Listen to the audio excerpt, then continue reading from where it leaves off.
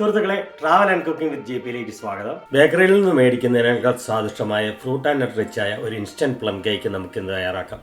അരക്കപ്പ് പഞ്ചസാര മീഡിയം ഫ്ലെയിമിൽ ചൂടാക്കി ഒരു പാനിലേക്ക് ഇട്ട് കാരമലൈസ് ചെയ്തെടുക്കാം.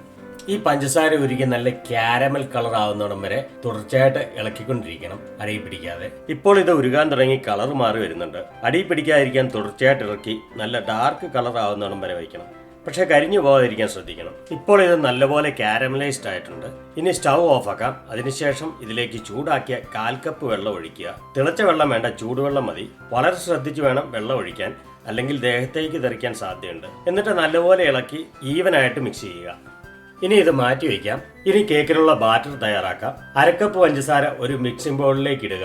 അതിലേക്ക് റൂം ടെമ്പറേച്ചറിലുള്ള 120 ഗ്രാം അൺസാൾട്ടഡ് ബട്ടർ ചേർക്കുക. എന്നിട്ട് ഇത് നല്ലപോലെ അടിച്ചെടുക്കുക. മിക്സർ ഇല്ലെങ്കിൽ ഒരു ഫോർക്കോ സ്പൂണോ കൊണ്ട് അടിച്ചെടുത്താൽ മതി. ആദ്യം ലോ സ്പീഡിൽ വേണം തുടങ്ങാൻ. ഇത് സോഫ്റ്റ് ആകുന്നതുവരെ ബീറ്റ് ചെയ്യണം.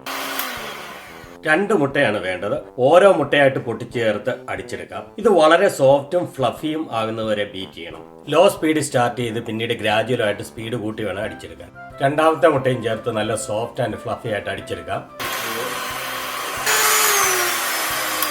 ഇനി 1 ടീസ്പൂൺ വനില എക്സ്ട്രാക്ട് ചേർത്ത് നല്ലപോലെ അടിച്ചെടുക്കാം. കാരമലൈസ് ചെയ്ത പഞ്ചസാര ഇതിലേക്ക് ചേർത്ത് ബീറ്റ് ചെയ്തെടുക്കാം.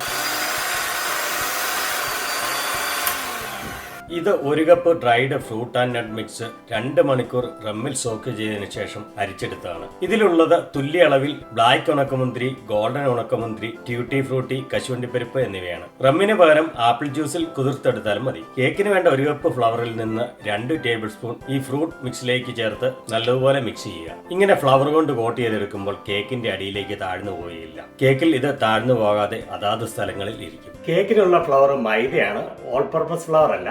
ഓൾ പർപ്പസ് ഫ്ലവർ ആണ് ഉപയോഗിക്കുന്നതെങ്കിൽ 1 ടേബിൾ സ്പൂൺ കോൺസ്റ്റാർച്ചും ബാക്കി ഓൾ പർപ്പസ് ഫ്ലവറും ചേർത്ത് നല്ലപോലെ മിക്സ് ചെയ്ത് 1 കപ്പ് എടുത്താൽ മതി. 1 കപ്പ് മൈദയാണ് കേക്കിന് വേണ്ടത്. അതിൽ നിന്ന് 2 ടേബിൾ സ്പൂൺ ഫ്രൂട്ടിൽ മിക്സ് ചെയ്യാൻ എടുത്ത് ബാക്കിയുള്ളതാണിത്. കേക്ക് സോഫ്റ്റ് ആയി കിട്ടുന്നതിന് വേണ്ടി പൊടികളെല്ലാം ഒരു അരിപ്പയിലൂടെ സിഫ്റ്റ് ചെയ്ത് കേക്ക് ബാറ്ററിലേക്ക് ചേർക്കണം. ആദ്യം പകുതി മൈദ ഇതിലേക്ക് ചേർക്കാം. 4 ഏലക്കായി, 4 ഗ്രാമ്പൂ, 2 ഇഞ്ച് വലിപ്പമുള്ള കറുവാപ്പട്ടയും വറുത്ത് പൊടിച്ചത് ചേർക്കുക.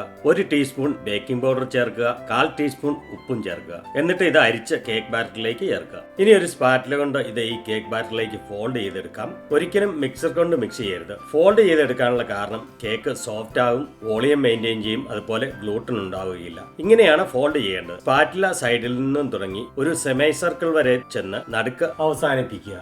ഇനി ബാക്കി പകുതി മൈദയും കേക്ക് ബാറ്ററിലേക്ക് സിഫ്റ്റ് ചെയ്ത് ചേർക്കാം. എന്നിട്ട് അതും ഫോൾഡ് ചെയ്തെടുക്കാം. അങ്ങനെ ഫ്ലവർ ബാറ്ററിൽ നല്ലപോലെ ഈവനായി മിക്സ് ആകുന്നവരെ ഫോൾഡ് ചെയ്യുക. ഇനി മൈദ കോട്ട് ചെയ്ത ഫ്രൂട്ട് മിക്സിൽ നിന്നും പകുതി ഇതിലേക്ക് ചേർക്കുക. എന്നിട്ട് അതും ബാറ്ററിലേക്ക് ഫോൾഡ് ചെയ്യാം. ഇനി ബാക്കി പകുതി ഫ്രൂട്ട് മിക്സും ചേർത്ത് ഫോൾഡ് ചെയ്യാം. ഒരു ഓറഞ്ചിന്റെ സെസ്റ്റ്, അതായത് ഓറഞ്ച് കളറിലുള്ള പുറന്തൊലി ചിരണ്ടി എടുത്ത് ചേർത്ത് അതും ബാറ്ററിലേക്ക് ഫോൾഡ് ചെയ്യുക. കേക്ക് സ്റ്റീം ചെയ്യുന്നതിന് വേണ്ടി ഒരു കുഴിവുള്ള പാത്രത്തിൽ 2 ഇഞ്ച് വെള്ളം നിറച്ച് ചൂടാകാൻ വയ്ക്കുക.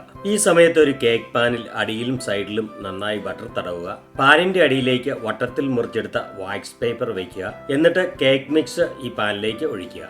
ഇത് നല്ല ഈവൻ കനത്തിൽ പരത്തിയെടുക്കുക. മുകൾ വശം നല്ല സ്മൂത്ത് ആയിട്ട് സ്പ്രെഡ് ചെയ്യണം. 10 കാഷ്യൂവും 10 ബ്ലാക്ക് റൈസിനും 10 ഗോൾഡൻ റൈസിനും കൊണ്ട് കേക്കിന്റെ മുകൾ വശം ഡെക്കറേറ്റ് ചെയ്യാം. ഇപ്പോൾ ഈ വെള്ളം ചൂടായിട്ടുണ്ട്. ഇനി ഇതിലേക്ക് കേക്ക് പാൻ വെക്കാൻ പറ്റിയ തുളയുള്ള പാത്രമോ ഒരു വട്ടത്തിലുള്ള റിങ്ങോ ഇറക്കി വയ്ക്കുക. ആവി കേക്ക് പാനിന്റെ അടിയിൽ നല്ലതുപോലെ തട്ടുന്ന രീതിയിലുള്ള സെറ്റപ്പാണ് വേണ്ടത്. ഞാൻ ഇഡ്ഡലി പാത്രത്തിന്റെ തുളയുള്ള തട്ടാണ് ഉപയോഗിക്കുന്നത്. ഇങ്ങനെ വെക്കുമ്പോൾ സ്റ്റീം പൂർണ്ണമായും കേക്ക് പാനിന് കിട്ടും. വെള്ളത്തിന്റെ ലെവലും കേക്ക് പാനും തമ്മിൽ 1 ഇഞ്ചെങ്കിലും ഗ്യാപ്പ് വേണം. സ്റ്റീം കേക്കിന്റെ മുകളിൽ വീഴാതിരിക്കാൻ ഒരു ഫോയിൽ പേപ്പർ കൊണ്ട് കവർ ചെയ്യാം.